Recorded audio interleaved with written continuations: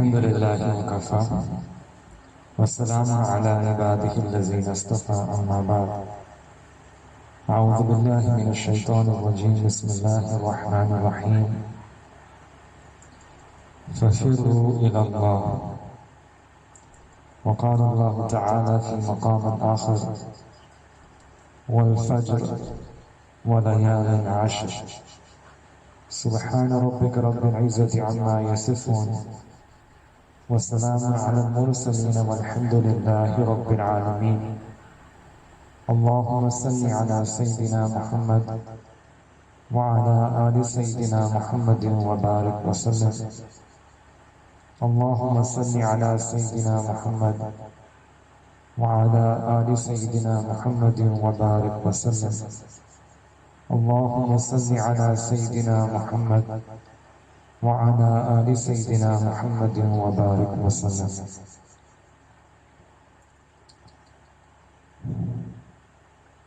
انسان کی مقصد زندگی اللہ رب العزت کی بندگی ہے، مقصد حیات اللہ رب العزت کی یاد ہے۔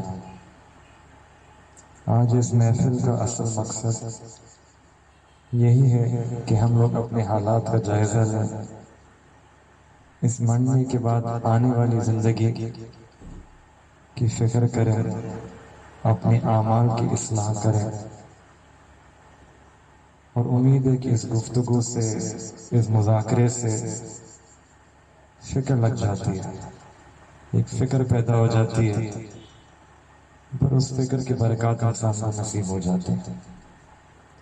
تو اس محفل کا اصل مقصد یہی ہے کہ اپنے اندر ایسی فکر پیدا کرنا کہ آنے والی زندگی کی ہم تیاری کر لیں، کیا کرنا ہے کیا نہیں کرنا۔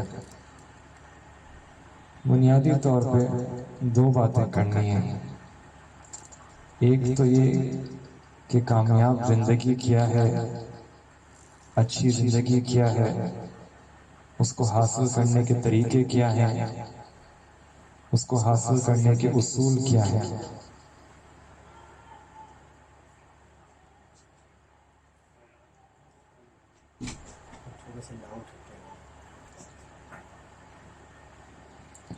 تو بنیادی کوئی ساتھی گھر والے ہوں تو پوچھنے کی آواز آ رہی ہے۔ تو بنیادی طور پہ ایک بات تو یہ کہ کامیاب زندگی کسے کہتے ہیں اور کامیاب زندگی حاصل کرنے کا طریقہ کیا، اور دوسرا ایک وقتی مطالبہ ہے۔ آج 3 ذی الحجہ ہو چکی ہے، تو ذی الحجہ کا مبارک مہینہ شروع ہو گیا ہے، مبارک ایام ہے۔ تو اس مہینے کی اور اس دنوں کی کچھ امتیازات، کچھ امتیازی شان ہیں، اور اس کے متعلق کچھ تعلیمات ہیں، کچھ احکام ہیں، تو ان کو بھی انشاءاللہ بیان فرمائیں گے۔ ہمارے مشائخ علماء فرماتے ہیں کہ دین اصل میں وقتی تقاضوں پہ عمل کرنے کا نام ہے، کہ انسان اپنے آپ سے یہ پوچھے کہ وقت کا تقاضا کیا ہے، وقت کا مطالبہ کیا ہے، اور اس مطالبے کے مطابق انسان عمل کر دے، اسی چیز کا نام دین ہے۔ اللہ رب العزت نے قرآن عظیم الشان ایک ایسی کتاب ہے جو صداقتوں سے بھری ہوئی کتاب ہے، ایسی کتاب ہے which contains the ultimate realities of the universe۔ اس کتاب میں اللہ رب العزت نے ایک اصول، ایک قانون بیان فرمایا ہے پاکیزہ زندگی حاصل کرنے کے۔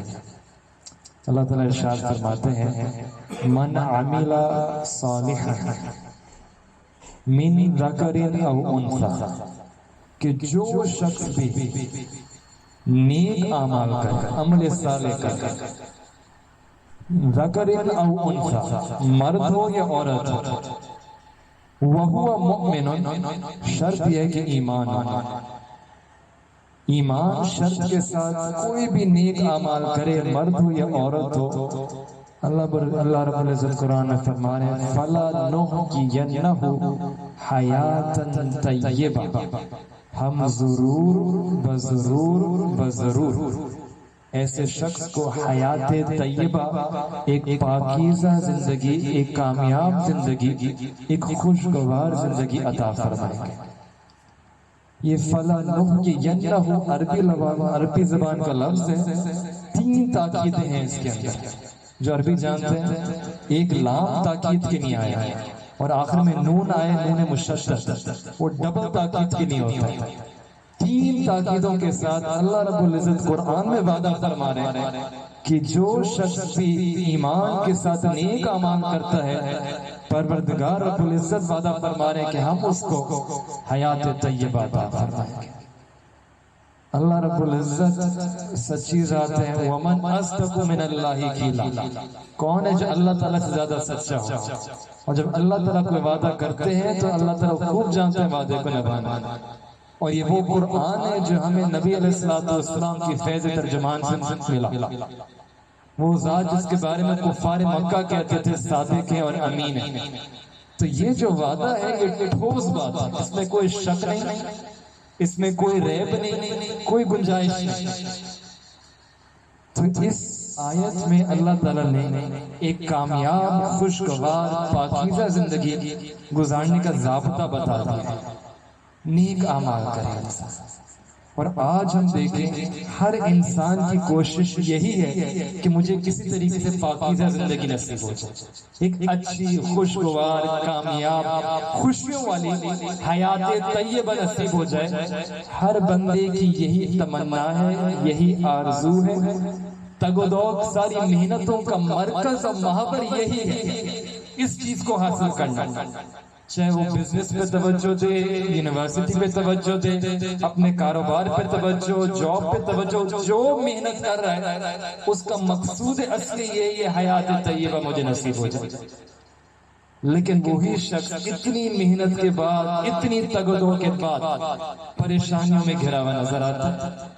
گھر کی طرف سے پریشانی، کاروبار کی طرف سے پریشانی، رشتہ داروں کی طرف سے پریشانی، اولاد کی طرف سے پریشانی، دوستوں کی طرف سے پریشانی، ہر طرف سے پریشانیوں میں گھرا ہوا۔ روزانہ نیت کرتے ہیں کہ ان پریشانیوں کو ختم کروں گا، گھر سے نکلتے ہیں تو اس نیت کے ساتھ کہ جو قرضیں ادا کر دوں گا، ایک ٹو ڈو لسٹ ہوتی ہے کہ میں کام مکمل کر دوں گا۔ لیکن شام میں جب وہی انسان واپس آتا ہے تو پریشانیاں کم نہیں ہوتی بلکہ کبھی تو اور بڑھ جاتی ہیں۔ پہلے زمانے کے اندر لوگ 6 گھنٹے کام کرتے تھے، پھر محسوس ہوا کہ نہیں 6 گھنٹے بھی کم ہے، اگر ہمیں ترقی چاہیے تو ہمیں کم از کم 10 گھنٹے کام کرنے پڑیں گے۔ 10 گھنٹے کام کرنے شروع کر دیے، پھر سوچا نہیں 10 گھنٹے بھی کم ہے، 12 گھنٹے 14 گھنٹے کام کرنا شروع کر دیے۔ آج کچھ لوگ امریکہ کے اندر ڈبل شفٹ کام کرتے ہیں، صبح بھی اور رات بھی، اور مقصد ہوتا ہے کہ پریشانیاں ختم ہو جائیں، لیکن پریشانیاں پھر بھی ختم نہیں ہوتی۔ ایک سوال پیدا ہوتا ہے کہ آخر رکاوٹ کہاں ہے؟ محنت تو انسان اتنی زیادہ کر رہا ہے، فکر بھی ہے، رکاوٹ کہاں ہے؟ کیوں یہ ختم نہیں ہوتی پریشانی؟ تو ایک اصولی بات ہمیں سمجھنے کی ضرورت ہے کہ اللہ رب العزت نے ہر چیز کی ترتیب بنائی ہے۔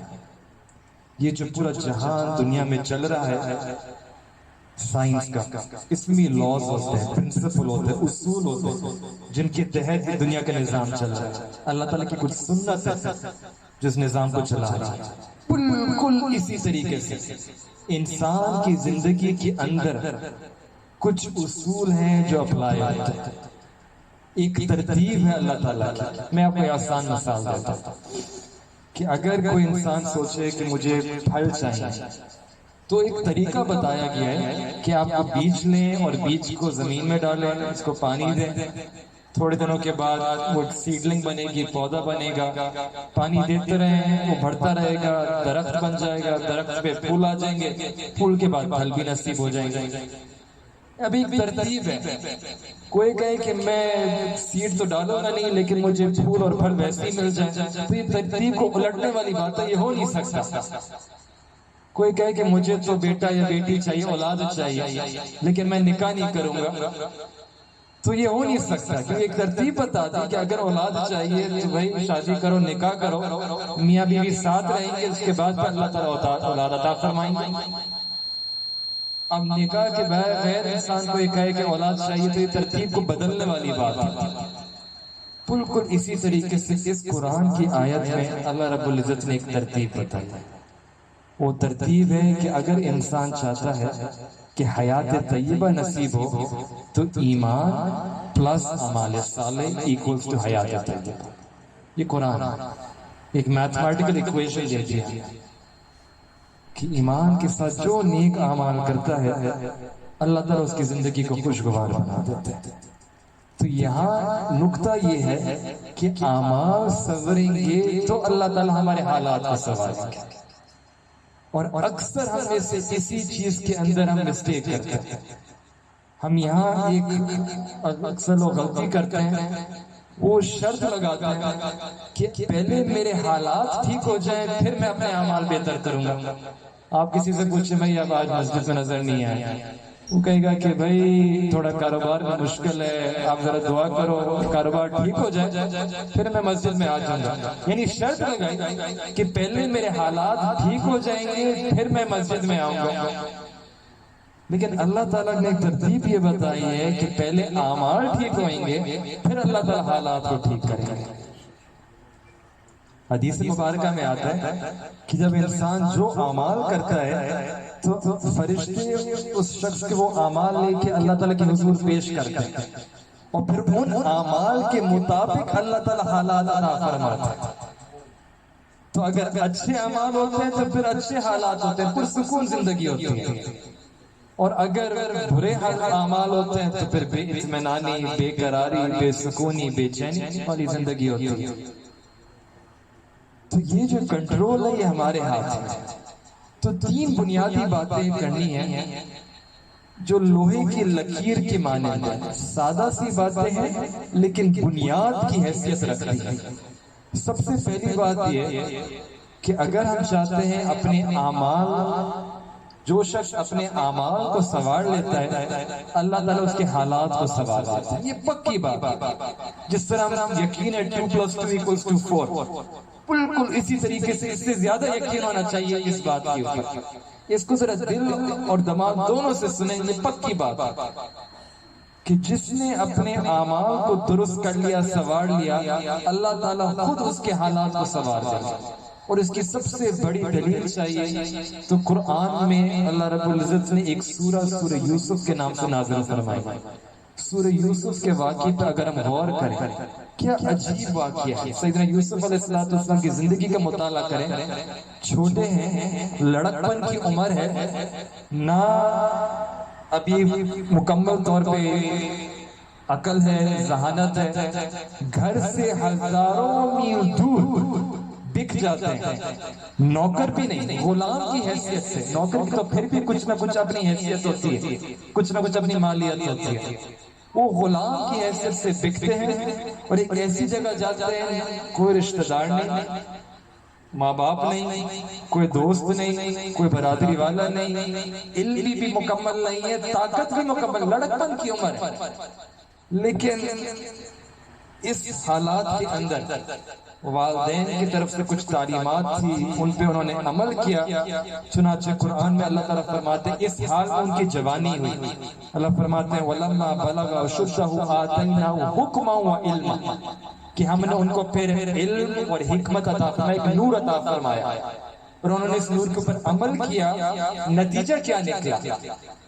انہوں نے عمل کیا، نتیجہ یہ نکلا کہ پہلے امتحانات آئے، اور ایک نہیں 2-3 امتحانات ان کے اوپر آئے۔ ایک امتحان تو یہ آیا کہ ان کو عزیز مصر کی بیوی نے ان کو ورغلانا چاہا، اس امتحان میں وہ کامیاب ہو گئے۔ پھر ایک اور امتحان آیا جس کے نتیجے میں ان کو جیل جانا پڑا، اور جیل میں کوئی 1-2 سال نہیں، 9 سال جیل کے اندر بند، ایک ایسا گناہ جو کیا بھی نہیں تھا، ایک ایسا جرم جو کیا بھی نہیں تھا۔ وہاں پھر واقعہ لمبا ہے، آپ لوگوں کے علم میں ہوگا کہ بادشاہ نے خواب دیکھا کہ 7 موٹی گائے ہیں اور 7 پتلی گائے ہیں، پتلی گائے موٹی گائے کو کھا رہے ہیں۔ اس خواب کی تعبیر پوچھی تو کوئی تعبیر نہیں کر سکا، کسی نے کہا کہ سیدنا یوسف علیہ السلام سے پوچھیں، وہ بہت اچھی تعبیر کرتے ہیں۔ پوچھا گیا تو سیدنا یوسف علیہ السلام نے فرمایا کہ اس خواب کی تعبیر یہ ہے کہ 7 سال اچھی کھیتی کے آئیں گے، پھر 7 سال قحط کے آئیں گے.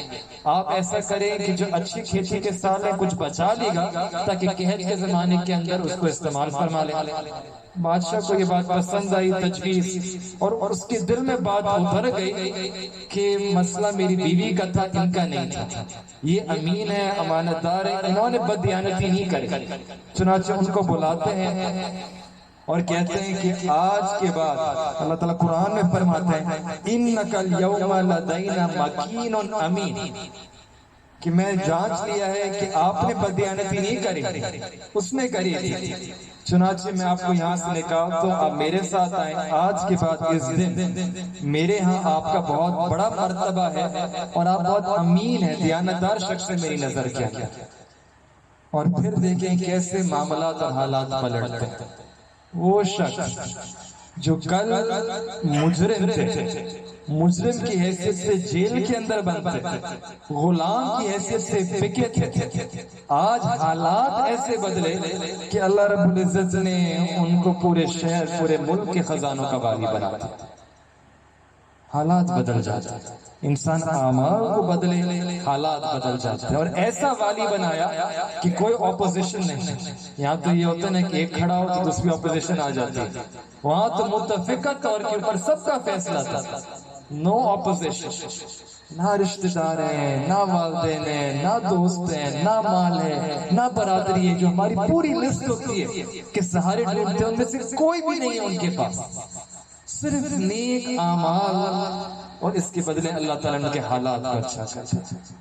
تو یہ پکی بات ہے کہ اعمال جو شخص سنوارے گا اللہ تعالیٰ اس کے حالات کو سنوار دے گا. اور اگر ہم چاہیں کہ اعمال تو سنوارے نہیں اور حالات سنور جائیں، یہ ایسا ہے جیسے انسان چٹان پہ سر مارے. اب چٹان پہ سر ماریں گے تو چٹان پہ تو کچھ نہیں ہونے والا، ہم ہی تکلیف ہوگی. یہ اللہ تعالیٰ کا قانون ہے چٹان کی مانند. اگر ہم زندگی کے اندر اصلاح چاہتے ہیں، خوشگوار زندگی چاہتے ہیں، تو قانون کے مطابق گزارنی پڑے گی، ورنہ پھر ایسے ایک انسان چٹان پہ سر مارتا ہے، اپنا نقصان کرتا ہے. تو پہلی بات یہ ہے کہ اعمال کو سنوارنے سے اللہ تعالیٰ حالات کو سنوار دیتا ہے. دوسری بات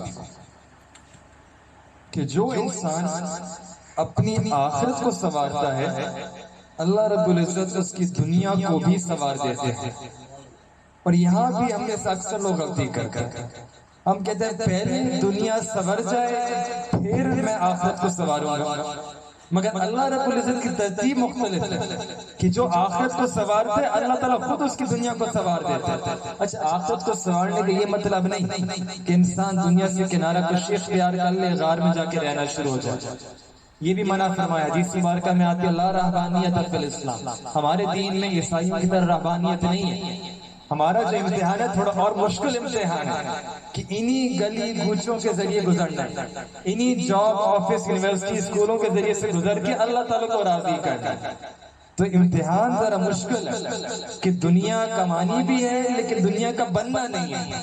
دنیا ہاتھ میں ہو، جیب میں ہو، کوئی مسئلہ نہیں، لیکن دنیا دل میں نہ آ جائے. مولانا روم رحمۃ اللہ علیہ نے بڑی اچھی مثال دی کہ دنیا ایک پانی کی مثال ہے، پانی کی طرح کہ اگر انسان کو سفر کرنا ہے بحری جہاز پہ تو آپ کو پانی چاہیے. پانی نیچے ہوگا تو آپ کی لیے تقویت ہوگی، آپ اپنا سفر اچھے طریقے سے سفر طے کر لیں گے.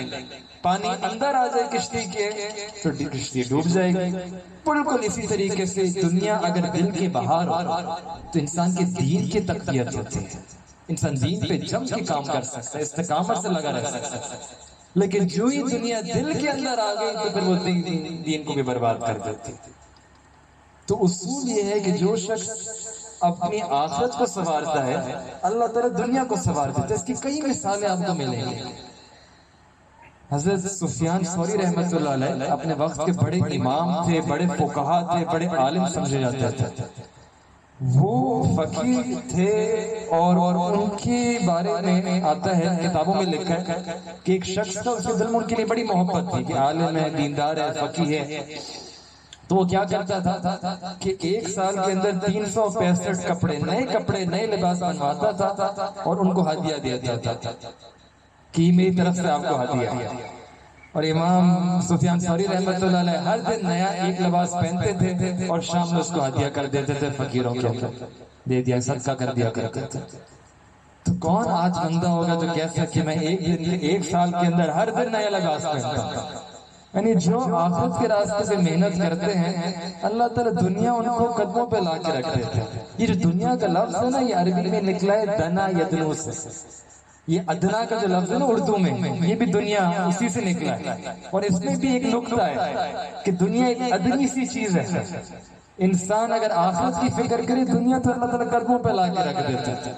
مولانا روم رحمۃ اللہ نے اس کی مثال بڑی خوبصورت دی ہے۔ ایک سایہ ہے کہ جس طریقے آپ سایہ کو دیکھیں، آپ اس کے پیچھے بھاگتے رہیں، پوری زندگی سایہ کے پیچھے بھاگتے رہیں گے، کبھی آپ کو حاصل نہیں کر پائیں گے، وہ آپ کے آگے ہی رہے گا۔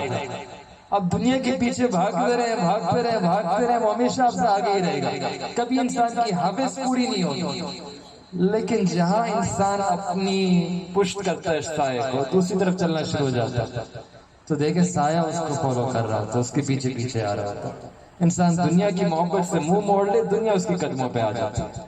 یہی چیز اللہ رب العزت نے قرآن میں فرمائی، ان تنصروا اللہ، کہ تم اللہ کی مدد کر، اللہ کے دین کی مدد کر، اللہ کی اپنی آخرت کی فکر کرو، ینصرکم، اللہ تعالیٰ تمہاری مدد کریں گے، اللہ تعالیٰ تمہاری مدد کریں گے۔ ہر بندہ چاہتا ہے کہ میری مددگار ہو، سب بندے دعا کرتے ہیں کہ اللہ ہماری مدد فرما۔ اللہ تعالیٰ نے طریقہ بتا دیا کہ تم اللہ کے دین کی مدد کرو، اللہ تمہاری مدد کریں گے، اللہ تمہارے مددگار بن جائیں گے۔ لیکن یہاں بات ختم نہیں کری، ینصرکم ویثبت اقدامکم، اللہ تعالیٰ تمہارے قدموں کو جما دیں گے۔ یہ جو ہے نا قدموں کو جما دیں گے، یہ عجیب بات اللہ تعالیٰ نے فرمائی، کیونکہ قدموں کو جمانے سے مراد یہ کہ انسان اس دنیا کے اندر جو بھی ضروریات ہیں، جو حاجتیں ہیں، جو چیز اس کو چاہیے اپنے اس دنیا کے اندر آرام سکون سے رہنے کے لیے، اللہ تعالیٰ وہ نعمتیں اس کو عطا فرماتا ہے۔ اگر گھر نہیں ہے تو پھر انسان کے قدم تو نہیں جمے ہوئے نا، اگر کوئی رزق کے اندر تنگی ہے تو ابھی بھی قدم تو نہیں جمے، تو قدم تو تبھی جمیں گے جب انسان کو زندگی گزارنے کے وسائل نصیب ہو جائے۔ تو اللہ رب العزت نے قرآن میں وعدہ وَيُثَبِّتْ أَقْدَامَكُمْ، حدیث مبارکہ میں نبی علیہ السلام نے ارشاد فرمایا کہ اللہ رب العزت کبھی دو غموں کو ایک ساتھ جمع نہیں فرماتا، ایک آخرت کا غم اور ایک دنیا کا غم۔ کیا معنی؟ کہ جو شخص آخرت کو اپنا غم بنا لیتا ہے اللہ تعالیٰ دنیا کے غموں سے اس کو آزاد فرما دیتا ہے۔ اللہ اکبر کبیرہ۔ اور جو شخص آخرت کے غم کو بھول جاتا ہے، آخرت کی فکر کو بھول جاتا ہے، تو پھر دنیا اس کا غم بن جاتی ہے، اور دنیا ایسا غم بنتی ہے کہ انسان پوری زندگی اسی غم کے اندر مبتلا رہتا ہے۔ تو تقوی والی زندگی، آخرت والی زندگی، اللہ تعالیٰ رزق میں برکت عطا فرماتے ہیں۔ قرآن میں اللہ تعالیٰ فرماتے ہیں وَلَوْ أَنَّ أَهْلَ الْقُرَىٰ آمَنُوا وَاتَّقَوْا، کہ اگر یہ بستی دیس میں رہنے والے یہ لوگ ایمان لاتے اور تقوی اختیار کر لیتے، نیکی پرہیزگاری والی زندگی اختیار کر لیتے، لَفَتَحْنَا عَلَيْهِمْ بَرَكَاتٍ مِّنَ السَّمَاءِ وَالْأَرْضِ، ہم برکتوں کے دروازے کھول دیتے، اوپر سے بھی نیچے سے بھی، آسمان سے بھی برکتیں ہوتی، نیچے سے بھی، زمین سے بھی برکتیں ہوتی، اور یہی برکتیں تھی جو صحابہ اکرام کی زندگی میں تھی۔ ایک صحابی تھا حضرت مقداد رضی اللہ تعالیٰ عنہ، وہ قضاء حاجت کے لیے تشریف لے کے گئے ویرانے کے اندر، کیا دیکھتے ہیں کہ ایک چوہا، اس طرح کا کوئی جانور ان کے سامنے آتا ہے، ایک درہم رکھ کے چلا جاتا ہے، پھر واپس آتا ہے دوسرا درہم رکھ کے چلا جاتا ہے، کرتے کرتے کرتے 16 درہم ان کے سامنے رکھ دیتا ہے اور واپس اپنے بل میں چلا جاتا ہے۔ صحابہ کا مزاج بڑا سادہ ہوا کرتا تھا، کوئی انوکھی چیز دیکھتے تھے فوراً نبی علیہ السلام کی خدمت میں حاضر ہوتے تھے۔ یہ صحابہ نے وہ 16 درہم اٹھائے، نبی علیہ السلام کی خدمت میں تشریف لائے، یا رسول اللہ کے معاملہ پیش ہوا۔ نبی علیہ السلام مسکرائے، فرمایا کہ یہ اللہ تعالیٰ نے آپ کو رزق بھیجا ہے اور اس چوہے کو ذریعہ بنایا تھا۔ وَمَن يَتَّقِ اللَّهَ يَجْعَل لَّهُ مَخْرَجًا وَيَرْزُقْهُ مِنْ حَيْثُ لَا يَحْتَسِبُ، اللہ تعالیٰ رزق وہاں سے دیتا ہے جہاں سے گمان بھی نہیں ہوتا، بلوں سے اللہ تعالیٰ ان کو رزق دے رہے ہوتے ہیں۔ آج ہم کبھی مذاق کرتے ہیں کہ ہم کماتے ہیں اور سارا پیسہ بلوں میں چلا جاتا ہے، اور وہ صحابہ تھے کہ وہ کماتے تھے، بلوں سے ان کو ملا کرتا تھا۔ عجیب۔ حضرت عبد الرحمن بن عوف رضی اللہ تعالیٰ عنہ صحابی تھے، اللہ تعالیٰ نے اتنا عطا فرمایا تھا، اما عائشہ رضی اللہ تعالیٰ عنہ اپنے حجرے کے اندر ہے، ان کے ساتھ ان کے بھتیجے حضرت عبداللہ بن زبیر رضی اللہ تعالیٰ عنہ موجود ہے۔ اچانک مدینہ منورہ کے اندر ایک دھمک کی آواز آتی ہے، یعنی یوں لگتا ہے زمین میں زلزلہ آ رہا ہے۔ تو اما عائشہ رضی اللہ عنہ فرماتی ہے کہ عبداللہ ذرا دیکھ کیا ہو کہ کیا ہو رہا ہے باہر۔ وہ باہر جاتے ہیں تو دیکھتے ہیں، جائزہ لیتے ہیں، خبر لیتے ہیں، واپس آتے ہیں، بتاتے ہیں کہ ہم عائشہ رضی اللہ عنہ فرماتے ہیں کہ اصل میں عبد الرحمن بن عوف رضی اللہ عنہ کا جو تجارت کا قافلہ ہے وہ ابھی شام سے مدینہ منورہ میں داخل ہوا ہے، وہ داخل ہوا ہے اور اس کی جو دھمک کی آواز ہے وہ آواز آپ نے سنی۔ آپ ذرا سوچیں اللہ تعالیٰ کتنا عطا فرماتا ہے، جو آخرت کی لائن میں محنت کرتے ہیں اللہ تعالیٰ دنیا عطا فرماتا ہے۔ ایک نیک بادشاہ گزرے ہارون رشید، ان کے زمانے میں ایک عالم تھے، بڑے چوٹی کے فقیہ تھے، امام ابو یوسف رحمۃ اللہ علیہ، جو امام حنیفہ رحمۃ اللہ علیہ کے شاگرد خاص بھی تھے، وقت قاضی بھی تھے۔ ایک دفعہ امام یوسف رحمۃ اللہ علیہ جامع مسجد کے اندر داخل ہو رہے تھے، اور ہارون رشید جو بادشاہ تھا وہ اپنے محل کی کھڑکی سے دیکھ رہا تھا۔ وہ دیکھتا ہے کہ امام یوسف رحمۃ اللہ علیہ داخل ہو رہے ہیں، ان کے پیچھے ان کے دو شاگرد ہیں۔ امام یوسف رحمۃ اللہ علیہ نے جوتے چپل اتارے، ایک شاگرد ایک کی طرف لپکا، دوسرا شاگرد دوسری کی طرف لپکا، اور انہوں نے چپلوں کو اٹھایا اور پھر چپلوں پر لڑنا شروع ہو گیا۔ پھر آخر میں طے یہ کیا کہ ایک نے رومال نکالا، رومال میں دونوں جوتوں کو چپلوں کو رکھا، اور پھر ایک نے رومال کا ایک حصہ اٹھایا، دوسرے نے رومال کا دوسرا حصہ اٹھایا، اور اس طریقے سے مسجد کے اندر داخل ہوا۔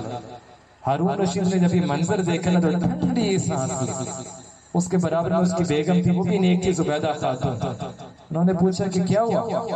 تو ہارون رشید نے کہا کہ کہنے کے تو ہم بادشاہ ہیں، لیکن کون ہے جو ہمارے جوتوں پہ اس طریقے سے لڑتا ہوگا؟ اللہ تعالیٰ بادشاہت عطا فرما دیتے ہیں۔ تو جو اللہ کی رضا والی زندگی گزارتا ہے، اپنی آخرت کو سنوارتا ہے، اللہ تعالیٰ اس کی دنیا کو بھی سنوار دیتا ہے۔ ہمارے اللہ رب العزت اس بات سے بالا تر ہے کہ بندہ اطاعت کر کے تو نقد کا معاملہ کرے، اور اللہ رب العزت جنت اس کو ادھار پہ دے دے۔ یہ تو دنیا بھی نہیں معاملہ ایسا کرتے کہ آپ نقد کرو تو نقد ہوتا ہے۔ تو اللہ رب العزت سے یہی فرماتا ہے، ان کا بھی یہی معاملہ ہے کہ انسان نقد کے ذریعے اطاعت کر رہا ہوتا ہے۔ نقد کا معاملہ بندے کی طرف سے یہ تھوڑی کہ صرف جنت ملے گی انسان کو، تو ادھار ہو گیا۔ اللہ تعالیٰ جنت عطا فرماتے ہیں، اللہ تعالیٰ اس کو دنیا کو بھی حیات طیبہ عطا فرما دیتے ہیں۔ اللہ تعالیٰ یہ کامیابی ہوتی ہے، کامیابی آخرت میں جنت الفردوس، دنیا میں کامیابی حیات طیبہ۔ اللہ تعالیٰ دنیا کو جنت بنا دیتا ہے اس کے۔ قرآن کی ایک آیت ہے وَلِمَنْ خَافَ مَقَامَ رَبِّهِ جَنَّتَانِ، کہ جو اللہ کے مقام، اللہ کی جو مقام ہے اس سے ڈرا، خوف کھایا، اللہ تعالیٰ اس کو دو جنتیں عطا فرمائیں گے۔ مفسرین نے ایک تفسیر یہ کری ہے، اس سے مراد ہے کہ قیامت میں جنت الفردوس میں اس کو دو باغات عطا ہوں گے، ایک تفسیر ہے۔ دوسری تفسیر کچھ علماء نے فرمائی کہ نہیں، اس سے مراد یہ ہے کہ اللہ تعالیٰ اس کو دو جنتیں عطا فرمائیں گے، ایک جنت تو آخرت عطا فرمائیں گے، ایک جنت اللہ تعالیٰ اس کو دنیا میں عطا فرما دیں گے۔ اللہ تعالیٰ اس کی دنیا کو جنت کا نمونہ بنا دیں گے۔ تو جو شخص اپنے آخرت کو سنوارنے کی فکر کرتا ہے، محنت کرتا ہے، اللہ تعالیٰ اس کی دنیا کو سنوار دیتا ہے۔ اور تیسری اصولی بات کہ جو شخص اللہ سے تعلق کو سنوار لیتا ہے، اللہ تعالیٰ مخلوق کے ساتھ اس کے تعلق کو سنوار دیتا ہے۔ پکی بات ہے۔ اور یہاں بھی آج الٹ ترتیب پہ عمل کر رہے ہیں۔ ہم چاہتے ہیں کہ سب ہم سے راضی ہو جائے، سب ہم سے خوش ہو جائے، ہم لوگوں کے ساتھ اچھائیاں کر رہے ہوتے ہیں، لیکن آخر میں کوئی ہم سے راضی نہیں ہوتا۔ لوگوں کے دل میں بدگمانیاں ہوتی ہیں، بدخواہ ہوتے ہیں، دوستی کے رنگ میں دشمنی ہو رہی ہوتی ہے، مسکرا رہے ہوتے ہیں، اندر سے کچھ اور ہوتے ہیں۔ تو ہم اتنا کچھ کرتے ہیں اس تعلق کو بنانے کے لیے، مخلوق سے تعلق کو سنوارنے کے لیے، نتیجہ آخر میں یہی نکلتا ہے کہ بدخواہیاں ہوتی ہیں، بدگمانیاں ہوتی ہیں۔ اصل راز کیا ہے؟ راز یہ ہے کہ ہم نے اللہ رب العزت کے ساتھ اپنے تعلق کو نہیں سنوارا. جب اس تعلق کو نہیں سنوارا تو پھر جو باقی بدگمانی ہے وہ رہ جاتی ہے. اس کی مثال دیکھنی ہو، سب سے بہترین مثال ہم نبی علیہ السلام کی حیات طیبہ سیرت مبارکہ کا مطالعہ کریں کہ آپ کی مبارک زندگی میں قریش مکہ آپ کے جانی دشمن تھے، آپ کے جانی دشمن تھے. پھر بعد میں فتح مکہ کے موقع پہ نبی علیہ السلام جو فاتح مکہ بن کے مدینہ مکہ مکرمہ میں داخل ہوتے ہیں، وہی لوگ کلمہ پڑھ کے آپ کے غلام میں شامل ہو جاتے ہیں. کہاں دشمن تھے، اللہ تعالیٰ نے ان کو دوست بنا دیا. ایک واقعہ ہے، ایک عورت تھی ہندہ اس کا نام تھا، اور یہ ان کے والد کو حضرت حمزہ رضی اللہ تعالیٰ نے بدر کے میدان میں قتل کیا تھا، جس کا ان کو بڑا ان کو ریونج لینا تھا. اگلے جو غزوہ احد کا موقع آیا اس میں انہوں نے وحشی ایک غلام کو ہائر کیا اور اس کے ذمہ لگایا کہ تمہیں حضرت حمزہ رضی اللہ تعالیٰ کو نعوذ باللہ شہید کرنا. اس کو موقع مل گیا، انہوں نے سیدنا حمزہ رضی اللہ کو شہید کر دیا. جب شہید کیا تو یہ عورت اس قدر خوش ہوئی کہ جہاد کے میدان میں اتر آتی ہے اور وہاں اتر کے سیدنا حمزہ رضی اللہ تعالیٰ کے سینے کو چیرتی ہے، وہاں سے ان کے کلیجے کو، ان کے اعضاء کو نکالتی ہے، پھیپھڑوں کو نکالتی ہے، اور پھر نہ صرف یہ بلکہ ان کو چباتی ہے زبان سے، منہ سے، اور پھر ان کے اعضاء کو دھاگے کے اندر پروتی ہے، ایک نیکلس سا بناتی ہے اور اپنے گلے کے اندر ڈالتی ہے. پھر جا کے اس کا غصہ ٹھنڈا ہوتا ہے. اگر آپ اندازہ لگائیں ایک عورت جانتے ہیں لیکن کتنا دل میں غصہ ہوگا کہ ایسا عمل کیا. اللہ اکبر کبیر. لیکن یہ وہی عورت ہے جب فتح مکہ ہوتا ہے، یہ عورت نبی علیہ السلام کی خدمت میں آتی ہے، کلمہ پڑھتی ہے، مسلمان ہوتی ہے، اور پھر ایک جملہ فرماتی ہے جو سونے کی، جو کہتے ہیں نا سونے کی دیوار سے لکھنے کے مطابق عجیب جملہ ہے، سنہری جملہ ہے.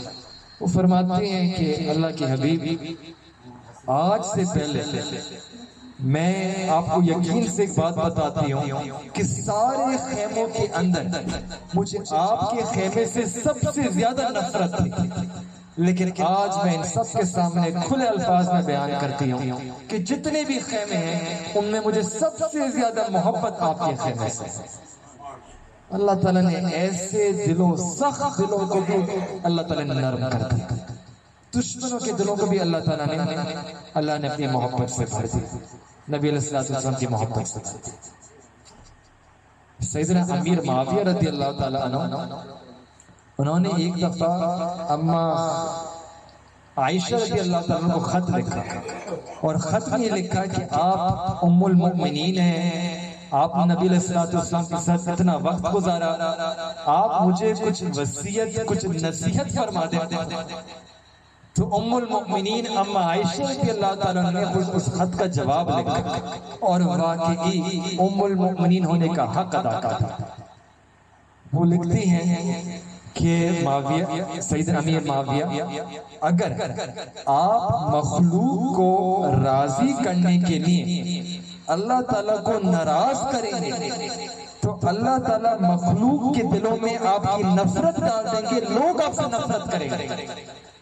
لیکن اگر آپ اللہ تعالیٰ کو راضی کرنے کے لیے مخلوق کو ناراض بھی کر بیٹھے، اللہ تعالیٰ لوگوں کے دلوں میں محبت ڈال دیں گے، لوگ آپ سے محبت کریں گے. اللہ اکبر. تو معلوم یہ ہوتا ہے کہ اگر اللہ تعالیٰ کے ساتھ انسان تعلق بنا لے، اللہ تعالیٰ مخلوق کے ساتھ تعلق کو بنا دیتا ہے. تو یہ جو لوگوں کی طرف سے پریشانیاں ہوتی ہیں نا، آج ہر بندہ یہی کہتا ہے. آپ کسی سے پوچھیں، شوہر کہتے ہیں بیوی کی وجہ سے پریشان، بیوی کہتے ہیں شوہر کی وجہ سے پریشان، والدین کہتے ہیں اولاد کی وجہ سے پریشان، اولاد کہتی ہے والدین کی وجہ سے پریشان، حکومت کہتی ہے کہ ہم رعایا کی وجہ سے پریشان، رعایا کہتی ہے حکومت کی وجہ سے پریشان، دکاندار کہتے ہیں گاہک کی وجہ سے پریشان، گاہک کہتا ہے دکاندار کی وجہ سے پریشان.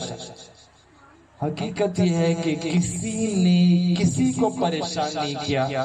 اگر کوئی ایسی چیز ہے جس نے ہمیں پریشان کیا ہے، وہ ہمارے اپنے برے اعمال ہیں، ہمارے اپنے گناہ.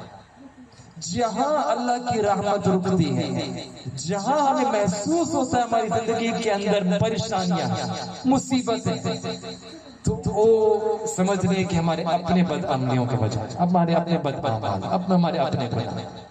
اور یہ ایسا اصول ہے جو اللہ تعالیٰ نے قرآن میں فرمایا وَمَا أَصَابَكُم مِّن مُّصِيبَةٍ فَبِمَا كَسَبَتْ أَيْدِيكُم، کہ تمہیں جو کچھ مصیبت پہنچتی ہے تمہارے اپنے ہاتھوں کی کمائی۔ تو جو پریشانیاں لوگوں کی طرف سے پہنچتی ہیں یہ اصل میں ہمارے اپنے اللہ کے ساتھ تعلق ہمارا بنا نہیں ہوتا۔ ایک بزرگ فرماتے ہیں کہ جب بھی میری بیوی کے ساتھ کچھ اونچ نیچ ہو جاتی تھی، کچھ تکرار ہو جاتی تھی، تل کلامی ہو جاتی تھی، میں سمجھ لیتا تھا کہ میرے اپنے کچھ گناہ کا عمل ہے، کوئی گناہ کر دیا ہے، میں فوراً استغفار کی تسبیح شروع کر دیتا تھا۔ ابھی تسبیح مکمل نہیں ہوتی تھی، اللہ تعالیٰ محبت اور پیار دوبارہ پیدا فرما دیتے تھے۔ فضیل بن عیاض رحمۃ اللہ علیہ فرماتے ہیں کہ جب بھی میں نے اللہ تعالیٰ کی نافرمانی کی، میں نے نوٹ کیا، میں نے دیکھا کہ اس دن جو لوگ میرے ماتحت تھے ان میں سے کوئی نہ کوئی میری نافرمانی کرتا تھا۔ میں نے اللہ کی نافرمانی کری، کبھی تو اس کے نتیجے میں میری بیوی نے میری نافرمانی کری یا میری اولاد نے میری نافرمانی کری، حتیٰ کہ کبھی یوں بھی ہوا کہ جو جانور جس کو میں سواری کے لیے استعمال کرتا ہوں وہ جانور میری نافرمانی کر لیتا ہے۔ تو جو ہم عمل کرتے ہیں اس کا رد بدل جاتا ہے۔ حدیث قدسی میں آتا ہے کہ جب انسان اللہ تعالیٰ کو راضی کرنے کی محنت کرتا ہے، اللہ تعالیٰ کو محبوب بناتا ہے، ایک مقام ایسا آتا ہے کہ اللہ تعالیٰ بھی اس سے محبت کرنا شروع ہو جاتا ہے۔ پھر اللہ رب العزت سیدنا جبرائیل علیہ السلام کو بلاتے ہیں۔ اللہ اکبر کبیرہ۔ سیدنا جبرائیل علیہ السلام تو وہ فرشتے ہیں جن کا کام صرف یہ تھا کہ انبیاء علیہ السلام پہ وحی لانا۔ یہاں ایک اور کام ذمہ لگایا جاتا ہے، ان کو بلایا جاتا ہے اور اللہ تعالیٰ فرماتے ہیں ان سے کہ آپ جا کے اعلان کریں، آسمانوں کے اندر اعلان کریں جو آسمان کی مخلوق ہے۔ کیا اعلان؟ کہ اللہ رب العزت فلاں شخص سے محبت کرتے ہیں، تو جتنی آسمانی مخلوق ہے وہ بھی اس شخص سے محبت کریں۔ سیدنا جبرائیل علیہ السلام جاتے ہیں اور یہ اعلان کرتے ہیں، اور اس اعلان کے نتیجے میں جتنی آسمانی مخلوق ہے وہ اس شخص سے محبت کرتے ہیں، فرشتے محبت کرتے ہیں، جنات محبت کرتے ہیں، وہ محبوب بن جاتا ہے شخص۔ پھر اللہ رب العزت دوبارہ سیدنا جبرائیل علیہ السلام کو بلاتے ہیں اور فرماتے ہیں یہی اعلان اب جا کے دنیا کی مخلوق کے اوپر کر کہ اللہ تعالیٰ فلاں شخص سے محبت کرتے ہیں تو دنیا والے تم بھی اس شخص سے محبت کرو۔ سیدنا جبرائیل علیہ السلام آتے ہیں، دنیا کے اندر وہی اعلان کرتے ہیں، اور حدیث مبارکہ کے الفاظ ہیں کہ اللہ تعالیٰ پھر اس اعلان کے نتیجے میں اس شخص کو دنیا میں قبولیت عطا فرماتا ہے، وہ قبول ہو جاتا ہے، مقبول ہوتا ہے، لوگوں کا مقبول بن جاتا ہے۔ تو جو اللہ کا مقبول، اللہ تعالیٰ اس کو لوگوں کا مخلوق کا مقبول بنا دیتا ہے۔ تو یہ اصولی بات ہے کہ جس نے اللہ تعالیٰ کے ساتھ اپنے تعلق کو سنوار لیا، اللہ تعالیٰ خود بندوں کے ساتھ اس کے تعلق کو سنوار دیتا ہے۔ تو تین باتیں تھیں، خلاصہ یہ کہ جو شخص اپنے اعمال کو سنوارتا ہے اللہ رب العزت اس کے حالات کو سنوار دیتے ہیں، جو شخص اپنی آخرت کو سنوارتا ہے اللہ تعالیٰ اس کی دنیا کو سنوار دیتے ہیں، اور جو شخص اللہ تعالیٰ کے ساتھ اپنے تعلق کو سنوارتا ہے اللہ رب العزت مخلوق کے ساتھ اس کے تعلق کو سنوار دیتے ہیں۔ الحمدللہ یہ ذی الحجہ کا مہینہ ہے، ہم انہی چیزوں پہ محنت کریں، مقصد اپنا بنا لیں کہ ہم نے اعمال کو درست کرنا ہے، نیک اعمال والی زندگی گزارنا، آخرت والی فکر اپنے اندر بیدار کرنا اور اللہ کے ساتھ اپنے تعلق کو مضبوط کرنا، یہ مقصد ہے۔ اور بہترین موقع ہے یہ ذی الحجہ کا۔ الحمدللہ جیسے ہم ابھی بات کر رہے ہیں، ہزاروں نہیں لاکھوں لوگ اس موقع پہ، ہمیں دوسری طرف آ رہا ہے، لاکھوں لوگ پہنچ چکے ہیں، کوئی مکہ مکرمہ پہنچ چکا ہے، مدینہ طیبہ پہنچ چکے ہیں، کوئی حالت احرام میں ہے، کوئی حالت احرام میں داخل ہو رہے ہیں۔ قرآن میں اللہ تعالیٰ فرماتے ہیں کہ مومنین بھائی بھائی، کیا معنی کہ ہمیں ایک دوسرے کا احساس ہونا چاہیے. حدیث مبارکہ میں آتا ہے کہ پورا امت ایک جسم کی مانند ہے, ایک حصے میں کوئی تکلیف ہو پورے جسم کو محسوس کرنا چاہیے. اسی بات کو تھوڑا آگے بڑھائیں, اگر ایک جسم کو خوشی ہو, ایک جسم میں جذبہ ہو, ایک جسم کے اندر پیشن ہو, فیلنگز ہو, ایموشنز ہو, پوری امت کو احساس ہونا چاہیے they should have those same emotions. تو یہ قرآن حدیث میں ہمیں ایک مزاج دیا جا رہا ہے کہ جو لوگ حج پہ نہیں گئے ان کو بھی they should also feel like the حجاج. اور اکثر ہم نے دیکھا ہے رمضان کا جب مہینہ شروع ہوتا ہے تو لوگوں کے اندر ایک کیفیت ہوتی ہے کہ اکثر لوگ محسوس کرتے ہیں کہ ہاں ایک مہینہ شروع ہوا ہے اور اس مہینے کے اندر ہم داخل ہو گئے, اور روزہ بھی رکھتے ہیں, تراویح بھی, مختلف ہمارے, لیکن اپنے اندرونی طور پر ایک جذبہ ہوتا ہے کہ ایک مہینہ ابتدا ہے, ایک زمانے کے اندر, ایک مہینے کے اندر داخل ہو گئے. بالکل اسی طریقے سے کیفیت ہونی چاہیے کہ جو شروع کے 10 دن ہیں یہ بابرکت ایام ہیں, ان کے اندر ہم داخل ہو گئے. اور اکثر ہم دیکھتے ہیں کہ اس میں ہم کوتاہی کرتے ہیں کہ جس طریقے سے جو دین سے دور لوگ ہوتے ہیں وہ رمضان کو بالکل بے دینی کی حالت میں گزار دیتے ہیں. ہم میں سے لوگ کافی لوگ ایسے ہوتے ہیں کہ جو یہ ذی الحجہ کے جو ایام ہوتے ہیں ان کو ہم اتنی فکر کے ساتھ نہیں گزارتے جتنے گزارنے چاہیے.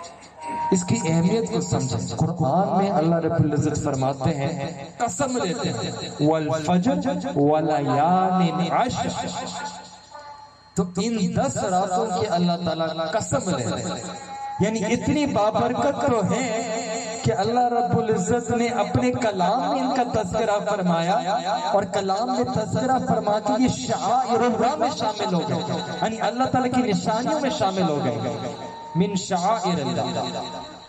اور پھر حدیث مبارکہ میں آتا ہے کہ جو انسان نیک اعمال کرتا ہے, no actions are more beloved to Allah subhanahu wa ta'ala than those actions which are done in the first 10 days of Dhul Hajj. یعنی شروع کی جو یہ 10 دن ہے ذی الحجہ کے اندر, ان میں انسان جو بھی نیک عمل کرے یہ اللہ کو سب سے زیادہ محبوب ہے. صحابہ اکرام نے جب یہ سنا تو انہوں نے ایک سوال پوچھا کہ یا رسول اللہ, سوال کیوں پوچھا؟ کیونکہ ان کو پتا تھا کہ بہت سارے نیک اعمال ہم نے اور بھی ہیں دین میں بتائے گئے ہیں. تو انہوں نے پوچھا کیا جہاد بھی اتنا افضل نہیں ہے, اتنا محبوب نہیں ہے؟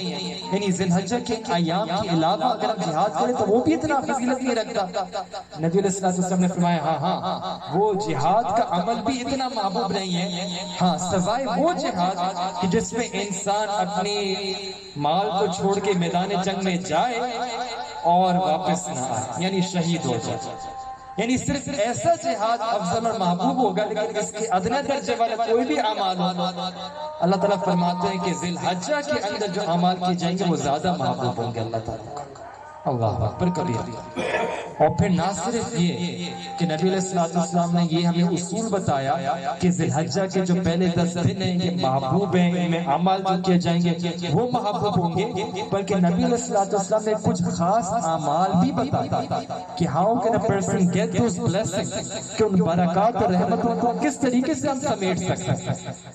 تو ایک چیز جو حدیث مبارکہ میں آتی ہے, نبی علیہ الصلوۃ والسلام نے فرمایا کہ اپنی تسبیحات کو بڑھا دیا جائے, یعنی سبحان اللہ, الحمدللہ, اللہ اکبر, لا الہ الا اللہ, اس کی انسان کثرت کرے ان شروع کے 10 دنوں کے اندر. اور یہ بہت اہم تعلیم ہمیں دی جا رہی ہے 2 وجہ سے. ایک تو یہ کہ اب ہمیں وہ عمل پتہ چل گیا جس کے ذریعے ہم ذی الحجہ کی برکتوں کو زیادہ سمیٹ سکتے ہیں, کیونکہ یہ نبوی عمل ہے. تو نبی علیہ الصلوۃ والسلام نے تعلیم بتا دی, تو اس عمل کو کرنے سے ہم زیادہ اللہ تعالیٰ کے محبوب بن سکتے ہیں. اور دوسرا فائدہ یہ کہ اگر ہم ان 10 دنوں کے اندر ان تسبیحات کو ایک عادت بنا لیں تو ہو سکتا ہے کہ اس عادت بنانے کی برکت سے اللہ تعالیٰ جو باقی 355 ڈیز آف دی ایئر ہے, اللہ تعالیٰ ان میں ہمیں توفیق عطا فرما دے کہ ہم ان تسبیحات کو روزانہ کر سکیں. تو ان 2 وجوہات کی بنا پر ہمیں چاہیے کہ اہتمام کریں. تو ہمیں 2 باتیں, ایک اصول بتا دیا گیا کہ پہلے 10 دن بڑے فضیلت والے ہیں, ان میں جو بھی نیکی کے اعمال کیے جائیں گے اللہ کو بڑے محبوب ہیں. اور ساتھ میں پھر ایک دوسرا ہمیں ایک پریکٹیکلی ایک نیک عمل بھی بتا دیا کہ تسبیحات کو بڑھا لیا جائے. اسی طریقے سے ایک اور حدیث مبارکہ ہے، طبرانی شریف کی روایت ہے، نبی علیہ السلام نے ارشاد فرمایا کہ جو پہلے 10 دن ہیں ان میں اگر انسان روزہ رکھے تو ہر روزے کا ثواب 1 سال کے روزے کے برابر ہے. یعنی every fast in these first 10 nights, first 10 days of Dhul Hijjah is equivalent in reward to 1 year of fasting. اللہ اکبر کبیر. اور پھر اسی حدیث مبارکہ میں نبی علیہ السلام نے ایک اور چیز کی وضاحت فرمائی، تو کہ one step further کہ ہر رات میں انسان عبادت کرے، ایک رات بھی انسان اگر عبادت کرتا ہے تو اس رات کی عبادت کا ثواب لیلۃ القدر کی عبادت کے ثواب کے برابر ہے. اور یہ ایک رات کی بات ہے. تو اگر ان دنوں کے بارے میں اور کچھ بھی نہیں پتا ہوتا، بس ایک قرآن کی آیت اور یہ 2-3 حدیث مبارکہ، these are enough to establish the importance of these. کتنے اہم دن ہیں، کتنے فضیلت والے دن ہیں. وجہ کیا ہے؟ ایک سوال پیدا ہوتا ہے، بھائی ان دنوں کی کیوں اتنی امتیازی شان ہے، کیا خصوصیت ہے؟ وجہ بنیاد کیا ہے؟ بنیاد ہے حج. یہ حج کی ایسی عبادت ہے کہ اتنی عظیم عبادت ہے. حدیث مبارکہ میں آتا ہے کہ جو حجاج جاتے ہیں اور حج کو اس کے حقوق کے مطابق ادا کر دیتے ہیں، جب وہ لوٹتے ہیں تو اس حال میں لوٹتے ہیں جیسے ابھی وہ ماں کے پیٹ سے پیدا ہوئے. اللہ تعالیٰ سب کو معاف کر دیتا ہے، پچھلا سب معاف ہو جاتا ہے. تو یہ حج کی جو عظمت ہے، یہ صرف حج کے عمل کی عظمت نہیں رہتی، یہ اللہ تعالیٰ اس کی عظمت دنوں کے اندر پھیلا دیتا ہے. یہ پورے ایام بابرکت بن جاتے ہیں، رحمتوں والے بن جاتے ہیں.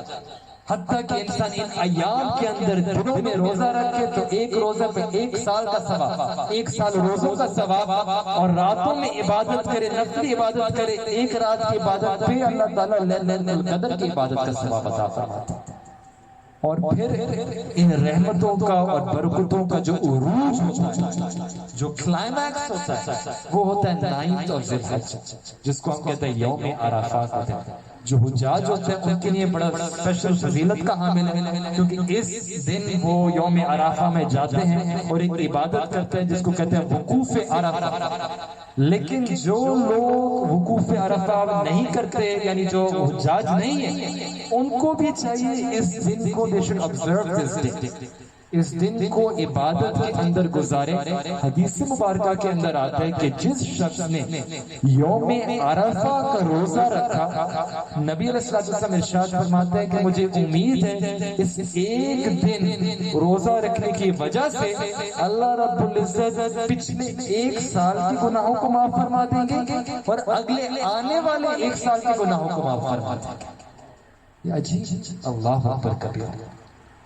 اندازہ لگا کتنا بابرکت ہوگا وہ دن اور کتنا بابرکت ہوگا وہ روزہ رکھنا، عبادت کرنا اس دن. تو اس دن انسان، یہ غالباً منڈے کا دن بنے گا، اس دن بھی خصوصی طور پہ اہتمام کریں، روزہ رکھیں، اور اس سے پہلے جتنا اللہ تعالیٰ توفیق عطا فرماتے ہیں انسان روزہ رکھے. راتوں میں تھوڑا وقت انسان جاگ کے اپنی راتوں کو زندہ کرے، لیلۃ القدر کے برابر ثواب ملے. اور ان دنوں کے اندر، ان ایام کے اندر، چونکہ یہ ایام حج ہے تو ہمارے دل کے اندر بھی ایک تڑپ اور ایک طلب ہو حج کے بارے میں، کہ انسان کا ذہن بھی حجاج کے بارے میں سوچ رہا. We should be lost in thoughts about Hajj, about مکہ مکرمہ، about مدینہ طیبہ، about منی، مزدلفہ. انہی کے بارے میں خیالات ہوں، انہی کے بارے میں خواہشات ہوں، انہی کے بارے میں جذبات ہوں، انہی کے بارے میں انسان کی سوچ و فکر. اور اس کو انسان پھر ایک دعا کے طور پہ استعمال کرے. یہ دعا کا وقت ہے، اللہ تعالیٰ کا کرم ہو رہا ہے، اللہ تعالیٰ کی رحمتیں ہیں، ہم اس موقع کا فائدہ اٹھائیں، اللہ تعالیٰ سے دعا کریں. روز آپ کو خبریں سن رہے ہوں گے، یہ بھی حج پہ چلا گیا، وہ بھی حج پہ چلا گیا، لوگ حج پہ پہنچ گئے. تو بھائی ہم اس موقع کی مناسبت سے اللہ سے دعا کریں. کیا دعا کریں؟ کہ یا اللہ اس موقع پہ آپ کے جو عشاق ہیں، جو حجاج ہیں، اللہ وہ تو آپ کے گھر تک پہنچ گئے، اللہ کوئی آپ کا غلاف کعبہ پڑھ کے پکڑ کے دعائیں مانگ رہا ہے، کوئی منتظم سے چپٹ کے اللہ آپ سے فریاد کر رہا ہے، کوئی مقام ابراہیم پہ 2 رکعت نفل پڑھ کے آپ سے مانگ رہا ہے، اللہ کوئی آپ کے پیارے محبوب صلی اللہ علیہ وسلم کی زیارت کے لیے پہنچے ہوئے ہیں، اللہ میں یہاں اپنے کمرے میں، اپنے شہر میں، اپنے ملک میں ہزاروں میل دور موجود ہوں، لیکن یہ اللہ میرا دل ان کے دلوں کے ساتھ جڑا ہوا ہے، اللہ میرا دل ان کے ساتھ جڑا ہوا ہے، میرے دل کے اندر جذبہ انہی کی طرح ہے، جذبہ انہی کی طرح ہے، تڑپ انہی کی طرح ہے، طلب انہی کی طرح ہے۔ یا اللہ جس طرح آپ کی رحمت ان کے اوپر برس رہی ہے، اللہ تعالیٰ کچھ رحمتوں کے چھیٹے اللہ مجھے بھی عطا فرما دیجیے، اللہ وہی رحمت جو ان کے اوپر آ رہی ہے اللہ میرے دل سے بھی وہی رحمت نازل فرما دیجیے، وہی مغفرت اللہ آپ جو ان کی فرما رہے ہیں اللہ وہی مغفرت کے بارش اللہ مجھے بھی عطا فرما دیجیے۔ یہ سب سے اہم کام ہے جو ان دنوں میں کرنے والا ہے کہ ہم اس موقع کی مناسبت سے ہم دعا مانگیں، اور یاد رکھیں دعا کی قبولیت کا ایک آسان اور سادہ سا اصول ہے کہ جب لوگ اکثر پوچھتے ہیں کہ دعا کیسے جلدی قبول ہو، تو دعا جلدی قبول ہونے کا آسان اصول یہ ہے، علماء فرماتے ہیں کہ انسان موقع کی مناسبت سے دعا مانگے، یعنی جو انسان کے حالات ہیں، سرکمسٹانسز ہیں، سچویشنز ہیں، اسی کے مطابق انسان دعا مانگے، اور اس کی دلیل ہمیں قرآن عظیم الشان سے ملتی ہے۔ اما مریم علیہ السلام حجرے میں ہیں، عبادت کر رہی ہیں، اللہ تعالیٰ ان کو بند حجرے کے اندر پھل عطا فرماتے ہیں جو بغیر موسم کے، وقت کے نبی سیدنا زکریا علیہ السلام داخل ہوتے ہیں، دیکھتے ہیں یہ پھل ہے، موسمی پھل بھی غیر موسمی پھل ہے، پوچھتے ہیں یا مریم انا لکی ھذا، یہ پھل کہاں سے آپ کو ملے، دروازہ تو بند ہے، وہ فرماتی ہیں من عند اللہ، اللہ کی طرف سے آئے، اللہ تعالیٰ یہ رزق جس کو چاہے دیتا ہے، بغیر حساب عطا فرماتا ہے۔ سیدنا زکریا علیہ السلام نے اس موقع پہ پھر دعا کری، یا اللہ جس طرح آپ نے مریم علیہ السلام کو بے موسم کے پھل عطا فرمائے، اللہ مجھے بھی اس بڑھاپے کی عمر کے اندر نیک اولاد عطا فرما دیجئے۔ اللہ تعالیٰ نے اسی وقت فرشتے کو بھیجا اور خوشخبری سنائی کہ ان کو سیدنا یحییٰ علیہ السلام کی خوشخبری، یعنی سیدنا زکریا علیہ السلام قرآن میں واقعہ موجود ہے، فرماتے ہیں میرے بال سفید ہو گئے،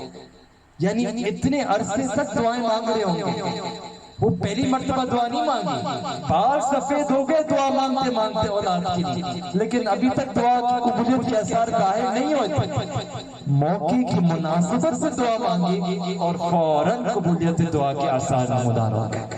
تو اصول ہے کہ قبولیت دعا کا آسان نسخہ کہ انسان موقع کی مناسبت سے دعا مانگے، موقع ہے حج کا، اللہ ہم اسی کو استعمال کر کے اللہ تعالیٰ کی رحمت مانگے، اللہ تعالیٰ کی رحمت تو جوش میں حاجیوں پر کوئی چھیٹا ہمارے اوپر بھی پڑ جائے۔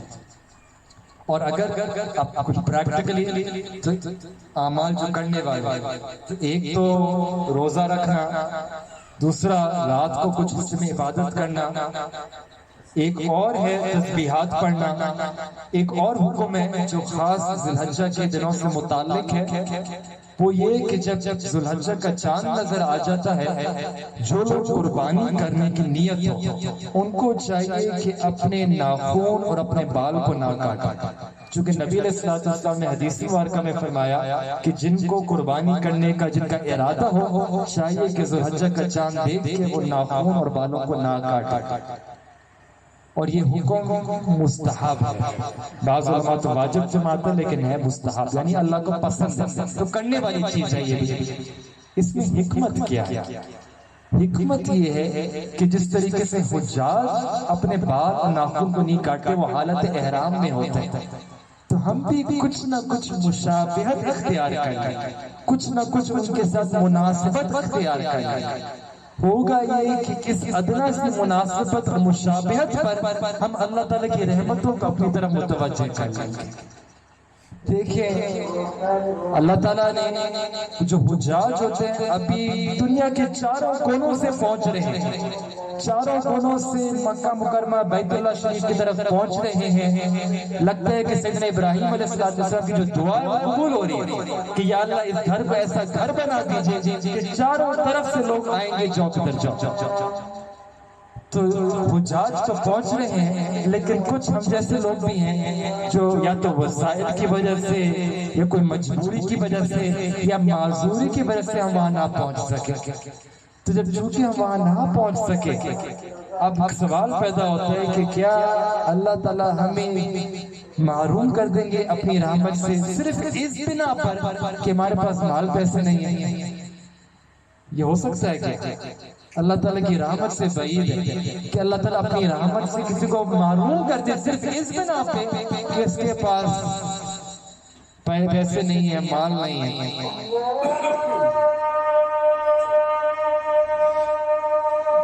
تو اللہ تعالیٰ ہم مشابہت اختیار کریں. کسی شاعر نے کہا کہ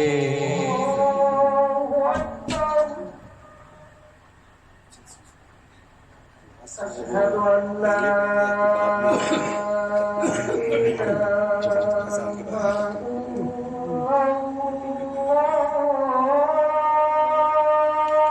اذان مکمل ہو جائے پھر بیان مکمل کرتے ہیں.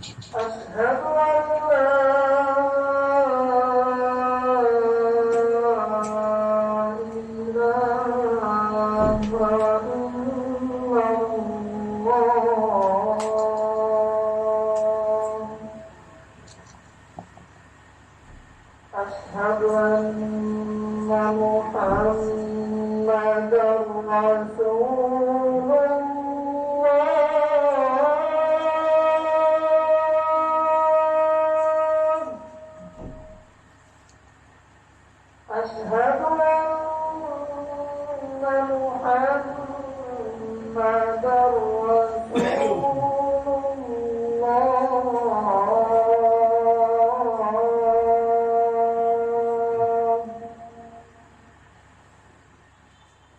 حي على الصلاة.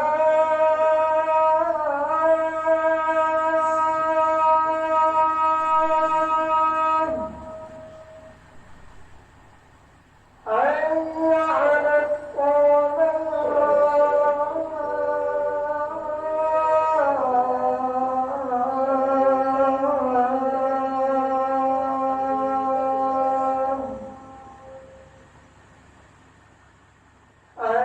على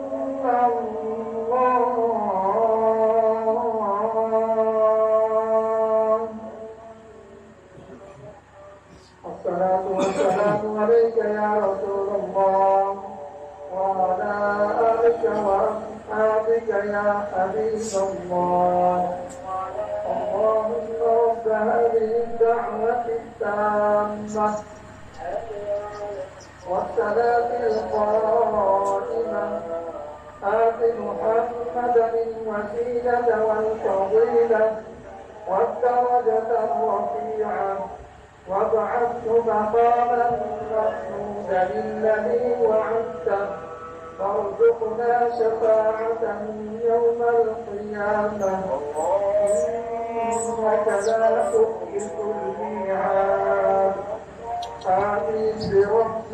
آخری دو باتیں آپ انشاءاللہ بیان مکمل کریں گے. تو ایک حکم تو یہ کہ بال اور ناخن کو نہیں کاٹنا، اس کی حکمت یہ کہ مشابہت اختیار کرنا. کسی شاعر نے کہا کہ تیرے محبوب کی یارب شباہت لے کر آیا ہوں، حقیقت اس کو تو کر دے میں صورت لے کر آیا ہوں. تو مشابہت اختیار کر لو. فلسفہ یہی ہے حاجوں کی جیسی مناسبت اختیار کر لو، جب اللہ تعالیٰ کی رحمت کی بارش ان پہ پڑے گی، اس مشابہت کی وجہ سے کوئی نہ کوئی رحمت کا چھیٹا ہم پہ بھی پڑ جائے گا۔ اور ایک آخری بات کہ حج کا اور ان ایام کے دنوں میں ایک حکم اور ہے جسے کہتے ہیں تکبیر اور تشریق۔ وہ یہ ہے کہ یوم عرفہ کی فجر سے لے کے 13 ذی الحج کی عصر تک ہر فرض نماز کے بعد تکبیر اور تشریق پڑھنا، یعنی یہ کلمات پڑھنا، اللہ اکبر اللہ اکبر، لا الہ الا اللہ واللہ اکبر، اللہ اکبر وللہ الحمد، ایک دفعہ پڑھنا یہ واجب ہے۔ تو مردوں کو چاہیے کہ بلند آواز سے یعنی درمیانی آواز سے پڑھیں، اور جس طریقے سے یہ مردوں پر واجب ہے بالکل اسی طریقے سے عورتوں اور خواتین پر بھی واجب ہے۔ کبھی کبھار اس میں کوتاہی ہو جاتی ہے، غفلت ہو جاتی ہے، لیکن یہ حکم دونوں کے لیے ہے۔ ہاں فرق یہ ہے کہ مردوں کو کہا ہے کہ وہ ذرا درمیانی آواز کے اندر تکبیر تشریق پڑھیں، عورتوں کو کہا ہے کہ وہ ہر نماز کے بعد پڑھیں لیکن اس کو آہستہ آواز کے ساتھ پڑھیں۔ اور اس تعلیم کے اندر بھی اگر حکمت کو غور کریں تو یہی ہے کہ اگر آپ حج پہ جا نہ سکے تو کم از کم جذبات تو رکھیں، ان کے ساتھ جذبات کو جوڑ کے رکھیں، حجاج کے بارے میں سوچتے رہیں، اپنے دل میں طلب رکھیں، تڑپ رکھیں، ایک ولولہ رکھیں، ایک شوق رکھیں، دل کے تار کو جوڑ کے رکھیں۔ اور اسی پہ ایک آخری واقعہ سنا کے بعد ختم کرتے ہیں۔ اکثر لوگ کہتے ہیں کہ حج تو ایک ایسی عبادت ہے، ایک ایسی سعادت ہے، ہر بندے کا دل چاہتا ہے کہ جائیں اور ایک بار نہیں بار بار جائیں۔ تو ہمارے علماء مشائخ فرماتے ہیں کہ اس کا تعلق بھی طلب اور تڑپ کے ساتھ ہے، کہ انسان جو حج پہ جا رہے ہوں ان کو ہمیشہ محبت کی نظر سے دیکھیں، یہ ایک اپنا اصول بنا لیں، کیونکہ جو بھی وہاں جا رہا ہے اللہ تعالیٰ کا مہمان ہے۔ یہ نہ سوچے کیسا ظاہر میں لگتا ہے، کیسا بندہ ہے، لیکن وہ وہاں گیا تو قبولیت کی وجہ سے گیا، اللہ تعالیٰ کا مہمان تھا، تو اس وجہ سے اس کو دیکھیں کہ بڑی حسرت کی نظر سے دیکھیں، کتنا خوش نصیب شخص ہے، اللہ تعالیٰ نے اس کو اپنا مہمان بنا کے اپنے گھر بلائے، تو بڑی حسرت اور تڑپ کی نظر سے اس کو دیکھیں۔ اور اس کو جاتے ہوئے آپ کبھی دعا کی نہیں بھی کریں کہ آپ وہاں جائیں گے مقدس جگہوں پہ تو مجھے بھی دعاؤں میں یاد رکھنا، اور جب نبی علیہ السلام نواجہ شریف پہ جائیں گے تو ہماری طرف سے بھی سلام عرض کریے گا۔ تو ایک یہ عمل ہے، اور دل میں ان دنوں میں ایک تڑپ رکھنا۔ آپ کو واقعہ سناتا ہوں، حضرت حسین احمد مدنی رحمت اللہ علیہ بڑے مشہور عالم گزرے ہیں۔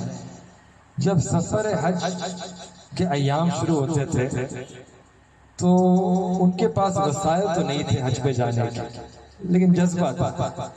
یہ وہی والی بات ہے کہ پیسے نہیں ہیں لیکن جذبہ خوب تھا۔ ہوتا کیا تھا کہ جیسے ذو الحجہ کے مہینہ شروع ہوتا تھا، پہلی ذو الحجہ سے لے کے ان کے دل میں بے قراری شروع ہو جاتی تھی۔ ہر وقت ان کا جو خیال ڈوبا ہوتا تھا کہ جو حجاج ہے وہ کیا کر رہے ہیں۔ اچھا، وہ حجاج کو کہتے تھے کہ وہ عشاق ہے، اللہ تعالیٰ کے عشاق ہے، تو کھا رہے ہیں تو سوچ رہے ہوتے تھے پتہ نہیں اللہ کے عشاق کیا کھا رہے ہوں گے، کوئی کام کر رہے ہوتے تو سوچ رہے ہوتے پتہ نہیں اللہ تعالیٰ کے عشاق کیا کر رہے ہوں گے، تو ہمیشہ سوچ رہے ہوتے تھے، اور واقعی اللہ کے عشاق ہے کہ اللہ تعالیٰ کے کچھ عشاق ہوں گے جو بیت اللہ شریف سے چپٹ کے دعا مانگ رہے ہیں، کچھ عشاق ہوں گے جو غلاف کعبہ کو پکڑے ہوں گے، کچھ عشاق ہوں گے جو مقام ابراہیم پہ 2 رکعت مانگ کر پڑھ رہے ہوں گے۔ یعنی ان کے لیے دن گزارنا مشکل ہو جایا کرتا تھا، حتیٰ کہ یہ دن گزر جاتے تھے۔ اللہ تعالیٰ کو یہ کا جو جذبہ تھا نا یہ پسند آ گیا، اللہ تعالیٰ نے اس جذبے کو قبول کر لیا۔ نتیجہ یہ نکلا کہ اللہ تعالیٰ نے ان کے لیے حرمین شریفین کے دروازوں کو کھول دیا، اور ایسی توفیق عطا فرمائی کہ انہوں نے 18 سال حدیث مبارکہ کا درس مسجد نبی میں دیا کرتے تھے۔ اللہ اکبر، 18 سال حدیث مبارکہ کا درس مسجد نبی کے، اور اس درس حدیث کی وجہ سے ایسی نسبت ان کو حاصل ہو گئی تھی کہ آپ ذرا غور کریں کہ حسین احمد ان کا نام تھا، پیدا ہوئے انڈیا کے اندر، پلے بڑے انڈیا کے اندر، تعلیم حاصل کری انڈیا کے اندر، قبیلہ انڈیا، زندگی گزاری انڈیا میں، دفن ہوئے وہ بھی انڈیا کے اندر، لیکن مدنی کا لفظ ان کے ساتھ لگ گیا۔ ان کو ہم آج اگر کوئی کہے حسین احمد تو نہیں پہچانے جاتا، اب کہے حسین احمد مدنی تو حضرت مدنی رحمت اللہ علیہ کی طرح سے ان کو پہچانا جاتا، یہ نسبت ہے۔ تو آج بھی اگر دل میں وہی تڑپ ہو، وہی طلب ہو، وہی جذبہ ہو، تو اللہ تعالیٰ یہ جو مشکلات ہے نا اللہ تعالیٰ کو آسان فرما دیتے ہیں۔ وہاں جانے کا جو تعلق ہے مال کے ساتھ نہیں ہے، اعمال کے ساتھ، تڑپ کے ساتھ، طلب کے ساتھ۔ بہت سارے لوگ ہوتے ہیں مالدار ہوتے ہیں، ان کو وہاں جانے کی توفیق نصیب نہیں ہوتی، اور بہت سارے ایسے لوگ ہوتے ہیں کہ بالکل کچھ نہیں ہوتا، اللہ تعالیٰ کو ہر سال بلا رہے ہوتے ہیں۔ تو اللہ تعالیٰ سے دعا ہے کہ اللہ تعالیٰ ہمیں بھی ان اوقات کی صحیح معنوں میں قدر کرنے کی توفیق عطا فرمائے۔ یہ گولڈن ڈیز ہے، ایک پرائم ٹائم ہے، اللہ کی طرف سے دروازے کھول دیے گئے ہیں، ابھی ہمارے اوپر ہے کہ ہم کس طریقے سے ریسپونڈ کرتے ہیں۔ ہماری اخلاص کے امتحان ہے کہ اگر ہم اپنے دعاؤں میں دعا کرتے تھے یا اللہ میں آپ کا بننا چاہتا ہوں، اللہ آپ کے قریب آنا چاہتا ہوں، ہم دعا کرتے اللہ میرے گناہوں کو معاف فرما دے، ہمارے دلوں کو صاف فرما دے، اب ایک اللہ تعالیٰ نے ایک سنہری موقع عطا فرمایا ہے کہ جہاں اللہ تعالیٰ خود ہمیں اپنے قریب کرنا چاہتا ہے۔ تو جو مخلص ہیں وہ تو پھر چاہیں گے کہ خوب اللہ تعالیٰ سے اپنا تعلق اور بڑھائے اور بنائے۔ تو بھائی ہم کچھ نہ کچھ، ابھی ویکنڈ بھی آ رہا ہے، جو کاروباری لوگ ہیں ہم جتنا وقت نکال سکتے ہیں عبادت میں لگا لیں، جو عبادت کر سکتے ہیں، صدقہ ہے، تلاوت ہے، ذکر ہے، روزہ ہے، اپنی عبادت کو بڑھائیں، اللہ تعالیٰ کو راضی کریں۔ اللہ تعالیٰ سے دعا ہے کہ اللہ تعالیٰ ہمارے اس بیٹھنے کو قبول فرمائے، ہماری اس فکر کے اندر اللہ تعالیٰ برکت عطا فرمائے۔ اللہ تعالیٰ ہمیں بھی، جو لوگ حج پہ جا چکے ہیں اللہ تعالیٰ کو بار بار حج کی زیارت نصیب فرمائے، سعادت نصیب فرمائے۔ جو لوگ وہاں نہیں گئے اللہ تعالیٰ ہمیں بھی وہاں بار بار جانے کی توفیق عطا فرمائے، وہاں کے دروازے اللہ تعالیٰ ہمارے لیے بھی کھول دے۔ اللہ تعالیٰ میں حج ایسے موقع پہ کرنے کی توفیق عطا فرمائے اور اس انداز پہ کرنے کی توفیق عطا فرمائے جس سے اللہ تعالیٰ ہم سے راضی ہوں۔ وآخر دعوانا ان الحمدللہ رب العالمین۔ دعا کر لیجیے۔ سبحان ربی العلی اللہم صلی علی سیدنا محمد وعلی آل سیدنا محمد وبارک وسلم۔ ربنا ظلمنا انفسنا وان لم تغفر لنا وترحمنا لنكونن من الخاسرین۔ یا اللہ یا رب کریم، ہم کیا عاجز مسکین سے بندے ہیں، میرے مالک ہمارے گناہوں کو معاف فرما، ہماری خطاؤں کو درگزر فرما، یا منہ کی پردہ پوشی فرما۔ اللہ جو گناہ دن میں کیے ان کو معاف فرما، راتوں میں کیے ان کو معاف فرما، جان بوجھ کے کیے ان کو معاف فرما، انجانے میں کیے ان کو معاف فرما، محفلوں میں کیے ان کو معاف فرما، تنہائیوں میں کیے ان کو معاف فرما۔ یا رب کریم جو گناہ نگاہ سے کیے معاف فرما، زبان سے کیے معاف فرما، اللہ جو گناہ دل میں کیے ان کو بھی معاف فرما۔ یا رب کریم جو ارادوں میں کیے ان کو بھی معاف فرما۔ یا رب کریم گناہوں کی ظلمت کو ہم سے دور فرما دیجئے۔ یا رب کریم ہم گناہوں سے بچنا چاہتے ہیں، اللہ گناہوں سے پاک زندگی چاہتے ہیں۔ یا رب کریم ہمارا نفس ہمارا ہو چکا ہے، شیطان ہمارے ساتھ لگا ہوا ہے۔ یا رب کریم اپنی رحمت سے یا اللہ ہمارے نفس کو نفس مطمئنہ بنا دیجئے، ہمارے نفس کا تزکیہ فرما دیجئے۔ یا رب کریم نفس کی کامل اصلاح فرما دیجئے۔ یا رب کریم کچھ بندے ایسے بھی تو ہیں جن پہ آپ شیطان کا داؤ نہیں چلتا، یا رب کریم ہمیں ان بندوں میں شامل فرما دیجئے۔ اللہ آپ نے سیدنا عمر رضی اللہ عنہ کے بارے میں فرمایا کہ وہ آپ کے ایسے بندے تھے کہ وہ ایک راستے پہ چلتے تھے، شیطان دوسرے راستے پہ بھاگتا تھا۔ یا رب کریم آپ کی دی ہوئی توفیق تھی، یا رب کریم ہمیں بھی یا اللہ ایسی توفیق عطا فرما دیجئے۔ اللہ گناہوں سے بچ کے زندگی گزارنے کی توفیق نصیب فرما۔ یا رب کریم گناہوں پہ نادم ہے، شرمندہ ہے، اللہ اپنے نام اعمال کو دیکھتے ہیں تو گناہوں کے سوا کچھ نہیں۔ یا رب کریم یا اللہ ہمارے گناہوں کو معاف فرما دیجئے، یا اللہ ہماری کچھ توبہ کو قبول فرما دیجئے۔ آپ کے پیارے محبوب صلی اللہ علیہ وسلم نے فرمایا التائب من الذنب کمن لا ذنب له، گناہوں سے توبہ کرنے والا ایسا ہی ہے جیسے اس نے گناہ کیا ہی نہ ہو۔ یا رب کریم ہماری آج کی اس توبہ کو قبول فرما لیجئے۔ ہمارے پچھلے کو معاف کر دیجئے یا رب کریم، رحمتوں کا معاملہ فرما، احسان کا معاملہ فرما، درگزر کا معاملہ فرما یا رب کریم۔ آپ کے یوسف علیہ السلام کریم تھے، انہوں نے اپنے بھائیوں کو معاف فرما دیا تھا، فرمایا لا تثریب علیکم اليوم، کہ جاؤ تم پہ کوئی قصور نہیں۔ اللہ آپ کے پیارے محبوب صلی اللہ علیہ وسلم بھی کریم تھے، انہوں نے بھی فتح مکہ کے دن قریش مکہ کو معاف کر دیا تھا، اور یہی الفاظ فرمائے تھے لا تثریب علیکم اليوم، کہ جاؤ تم پہ کوئی قصور نہیں، سب کو معاف کر دیا یا رب کریم۔ آپ تو تمام کریموں سے زیادہ کریم ہیں یا رب کریم، آپ ہمیں بھی یہی جملہ فرما دیجئے لا تثریب علیکم اليوم، کہ جاؤ میں نے تمہارے تمام گناہوں کو معاف فرما دیا یا رب کریم۔ یا اللہ شیطان مایوس ہو جائے گا، اللہ شیطان آپ کا دشمن، ہمارا دشمن یا رب کریم، شیطان کو مایوس کر دیجئے، ہمارے گناہوں کو معاف فرما دیجئے یا رب کریم۔ یا اللہ آئندہ کے لیے نیکوکاری والی زندگی نصیب فرما، نرمی والا معاملہ فرما یا رب کریم۔ آپ نے تو قرآن میں فرمایا کہ جب کوئی سائل تمہارے پاس آئے، اما السائل فلا تنہر، اس کو جھڑکی نہ دینا، کچھ دے دینا یا رب کریم۔ ہم بھی تو آپ کے در کے سائل ہیں، ہم بھی تو آپ کے سامنے ہاتھ پھیلائے ہوئے ہیں، دامن بچھائے ہوئے ہیں یا رب کریم۔ آپ بھی رد نہ فرمائیے یا رب کریم، رد نہ فرمائیے، اللہ قبول فرما لیجئے، اللہ عطا کا معاملہ فرما، رحمتوں کا معاملہ فرما، درگزر کا معاملہ فرما، نعمتوں کا معاملہ فرما یا رب کریم، کرمی کا معاملہ فرما دیجئے۔ اللہ آپ نے موسیٰ علیہ السلام کو، ہارون علیہ السلام کو، دونوں کو فرعون کے پاس بھیجا، وہ فرعون جو انا ربکم الاعلی کا دعویٰ کرتا تھا، اللہ آپ نے ان کی طرف بھیجا اور فرمایا کہ جب فرعون سے بات کرنا قولا لہ قولا لینا، ذرا نرمی سے بات کرنا یا رب کریم۔ وہ فرعون جو خدائی کا دعویٰ کرتا تھا، اللہ آپ ان کو اس کے ساتھ بھی نرمی کا معاملہ فرما رہے ہیں یا رب کریم۔ یہاں جتنے لوگ موجود ہیں گھر میں، اللہ دن میں پتنی کتنی دفعہ سجدے میں رکھ کے سبحان ربی الاعلیٰ کی گواہیاں دیتے ہیں یا رب کریم۔ آپ کی نرمی کا معاملہ فرما دیجئے رب کریم، ہمارے گناہوں کو معاف فرما دیجئے، قلم پھیر دیجئے یا رب کریم۔ یا اللہ ہم خود گناہوں سے نجات چاہتے ہیں، تھک گئے ہیں گناہ کر کر کے یا رب کریم، نجات عطا فرما دیجئے۔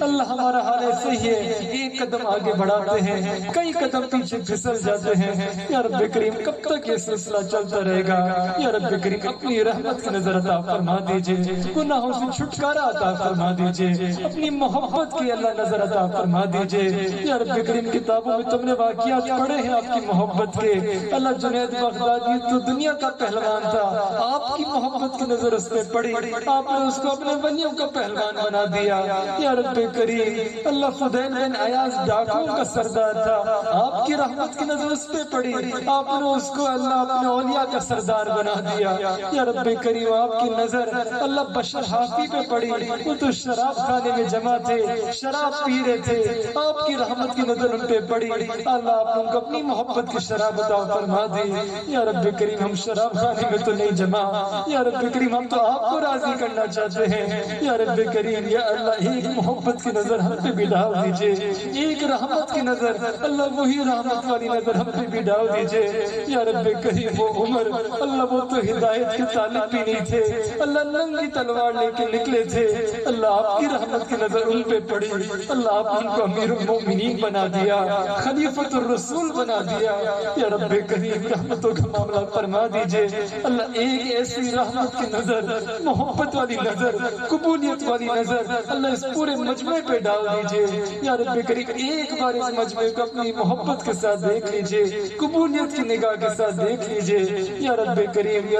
یا رب کریم رحمتوں کا معاملہ فرما یا رب کریم، اپنی محبت ہمارے دلوں میں پیدا فرما، اپنی عشق کی آتش ہمارے سینوں میں پیدا فرما، اللہ ہمارے انگ انگ سے اپنی محبت کو جاری فرما، روئے روئے سے اپنی محبت کو جاری فرما، ہماری ہڈی ہڈی بوٹی بوٹی اپنی محبت پیدا فرما، غیر کی محبتوں کو سینوں سے نکال دیجئے اللہ، نفسانی شیطانی حیوانی محبتوں سے اللہ ہمارے دلوں کو پاک کر دیجئے اللہ، اپنی محبت میں شدت نصیب فرما، رسوخ عطا فرما، یکسوئی نصیب فرما یا رب کریم۔ یا اللہ اپنی محبت والوں میں شامل فرما لیجئے، اپنے محبین بندوں میں شامل فرما لیجئے اللہ۔ آپ نے قرآن میں فرمایا فَإِنِّي قریب، کہ آپ ہمارے قریب ہیں اللہ، ہم بھی اس قرب کو محسوس کرنا چاہتے ہیں اللہ، اپنے قرب کا استحضار عطا فرما دیجئے، اپنے مقربین بندوں میں شامل فرما فرما لیجئے، اپنے محبوبین بندوں میں شامل فرما لیجئے۔ اللہ ہمیں بھی اپنی محبت کے لیے قبول فرما، اپنی معرفت کے لیے قبول فرما۔ اللہ ہمیں بھی اپنے ساتھ قریبی تعلق نصیب فرما، اللہ اپنا ایک تعارف نصیب فرما۔ یا رب کریم رحمتوں والا معاملہ فرما، یا رب کریم یا اللہ ہماری زندگی میں برکت عطا فرما، اللہ دین میں برکت عطا فرما، دنیا میں برکت عطا فرما۔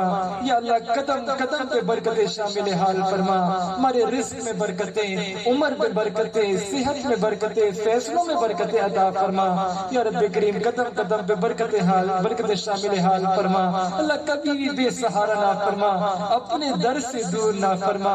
اللہ اپنی رحمتوں کی ٹھنڈی چھاؤں نصیب فرما۔ یا رب کریم رحمت کا معاملہ فرما۔ اللہ جو پریشانی ہے اللہ ان پریشانیوں کو دور فرما، کاروبار کی پریشانیوں کو دور فرما، رزق کی پریشانیوں کو دور فرما۔ یا اللہ رب کریم اگر آپ نے سب سہولت و نعمتیں ہمیں عطا فرمائی ہیں اور صرف اپنے نفس کی سستی کی وجہ سے اور نفس کی بگاڑ کی وجہ سے ہم آپ کے قریب اب تک آ نہ سکے، رب کریم ہماری نفس کی اصلاح فرما دیجئے، ہماری نفس کی سستی کو دور فرما دیجئے۔ یا رب کریم دین میں یا اللہ ایکٹیولی پرو ایکٹیو بنا دیجئے۔ یا رب کریم دین کی خدمت کے لیے قبول فرما، ایک قرآنی ایمانی اسلامی احسانی نبوی زندگی عطا فرما۔ یا رب کریم ہمیں بھی یا اللہ اخلاق حمیدہ نصیب فرما۔ اللہ روحانی باطنی تمام جسمانی بیماریوں سے اللہ صحت کاملہ عاجلہ مستمرہ نصیب فرما۔ یا رب کریم آپ کے کتنے خوش نصیب بندے ہوتے ہیں جو احرام پہن کے اللہ آپ کے گھر کو چل پڑتے ہیں۔ یا رب کریم آپ کے گھر پہ پہنچ جاتے ہیں، اللہ کچھ تو آپ کے غلاف کعبہ کو پکڑ کے رو رہے ہوتے ہیں، کچھ منتظر کچھ پڑ کے آپ سے مانگ رہے ہوتے ہیں، اللہ کوئی حجر اسود کا بوسہ دے رہے ہوتے ہیں، اللہ کوئی مقام ابراہیم پہ نفلیں پڑھ رہے ہوتے ہیں۔ اللہ آپ کے اتنے خوش نصیب بندے ہیں۔ یا رب کریم یا اللہ ہمیں بھی یہ سعادت نصیب فرما دیجئے، اللہ ہمیں بھی اللہ یہ سعادت اپنی